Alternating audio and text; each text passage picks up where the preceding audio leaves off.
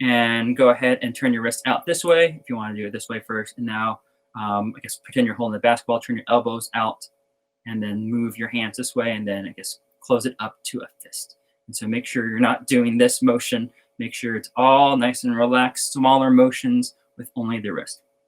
All right. All right. Saying the E's for lines in 2, 1 and 2. And then accents, playing accents. 1, 2, ready, go. E, E, E, E, E, E, E, E, E, sorry, excuse me. E, E, E, E, E, E, E. Good. All right, so hopefully that's going well. Definitely when we get to away from the downbeats and upbeats, it gets a little bit more complicated. All right, and the last variation that we'll do, and then we'll just have a little bit fun and we'll jump around to some of the harder ones at the end, is the fourth variation where it says the us. And so let's go ahead and go to the preliminary exercise again, where we'll displace the accents around through the gridding process. And then we'll start with saying the us, and then we will play the accents. And now we will make sure that we will do the tom-tom motion. Again, think about if you're playing 4 mallets, like you're warming up, doing some double vertical strokes, making sure that you isolate this wrist motion right there, not using your arm to play anything. Nice and solid with the wrists going up and down. And so it is a little bit harder to do on a smaller surface, so you may have to turn in your elbows toward each other to do this. Again, if you're on a bigger playing surface or a table, you may be able to do it a little bit more naturally. But in order to do it for these purposes today, go ahead and make sure that your forearms are against the pad or the table and you're using your wrist in the right motion. And so, all right, so we will do the preliminary exercise. We'll say the us. And now we will play the accents. And so let's go ahead and try that out. Saying the us, playing the accents. Now 1 and 2, ready, go. And uh, uh, uh, uh, uh, uh, uh,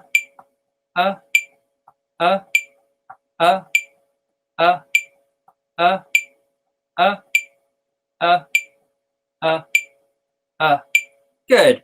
All right.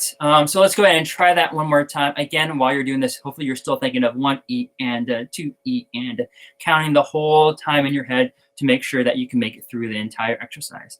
So let's try this again one more time. 1 and 2, ready and go. And sorry. Ready and go. And uh, uh, uh, uh, uh, uh, uh, uh, uh, uh, uh, good. All right, and let's go. Let's see. Let's go ahead and jump down to lines 7 and 8. We haven't done those yet, so they may be a little bit different and hopefully new and fresh because these accent patterns may be a little bit weird. And actually, number 7 is my favorite one because it has a kind of a hemiola effect with the 3 note groupings going over, especially on that first bar, all the way until count 2 of the second bar of number 7. And so it gets a little bit interesting, a little bit complicated sometimes if you're counting it. All right, so we'll do lines 7 and 8. We will say the us and play the accents. And hopefully I get that straight in my head. Saying the us, playing the accents, and still working on the tom-tom motion with just the wrists. And let's try that. And 1, 2, ready and go. And uh, uh, uh, uh, uh, uh, uh, uh, uh, sorry. Uh, uh, uh, uh, uh, uh. Good. All right, so this is the first time we tried it out. Let's try it again. Again, think about where all the beats are and still mainly focus on the technique. The counting and the coordination will definitely come over time.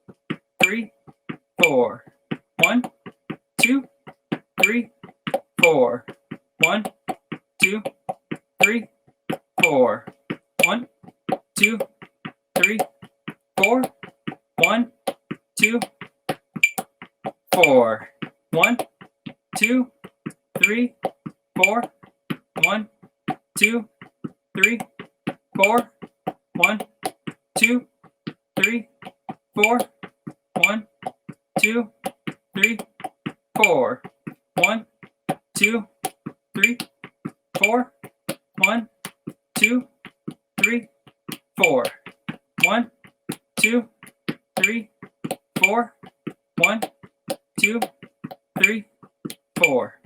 1, 2, 3, 4. 1, 2, 3, 4. 1, 2, 3, 4. 1, 2, 3, 4. And done. Whew. All right, so that's definitely a mental workout, keeping your feet going, keeping the counting going, and then reading down the page correctly.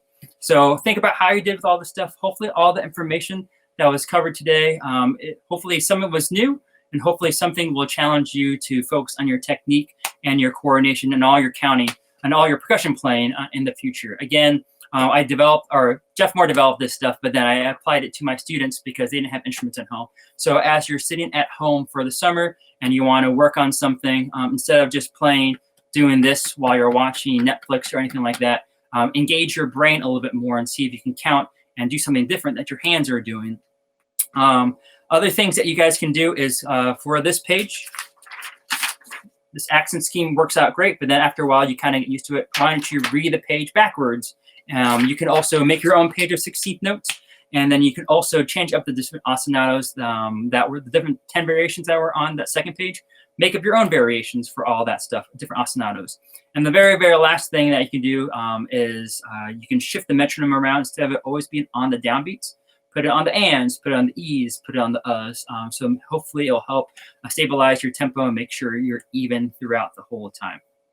So I know that was a whirlwind of information. Hopefully it was useful to you. And if you ever have any questions, feel free to reach out to me about this stuff. And yeah, I'm going to go ahead and turn it over to Brian. Wow, Oliver, my brain hurts right now. So Mike Terranova, yeah, he put a little emoji there. Man, that was awesome. So I mean, yeah, just the last one I was trying along with, and it's like, oh my gosh, I can't.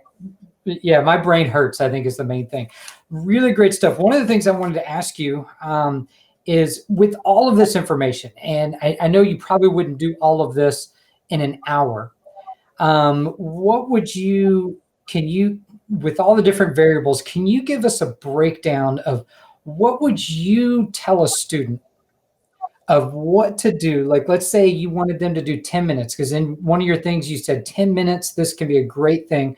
What types of things would you tell your students and you would want to tell people in 10 minutes, Sure. do this? Yeah. To get I guess in that 10 minutes while you're warming up, I would try to do all 4 different variations: the knocking, inside, outside, and then the tom-tom. But then just choose maybe one variation. I know we went through a bunch of ones. And so, for example, like on that second page, it says saying the downbeats and playing the accents. Maybe just do that one for the whole page for those 10 minutes, and then just change up the technique. Because I guess one thing that can be a little worrisome is that if you're just thinking about the coordination a little bit too much, maybe thinking about that and not the technique. And next, you're playing your knocking motion like this because you're getting angry because you're counting things wrong. Like I almost did earlier today. I was like, oh, no, this isn't going well. But then focus on one area instead of trying to do, I know this hour I wanted to cover a lot, but maybe just focus on one particular variation. So focusing on, the wrist motions, that's kind of the main thing that you want students to really get out of this. Yes. And the practicing those motions. Is that okay?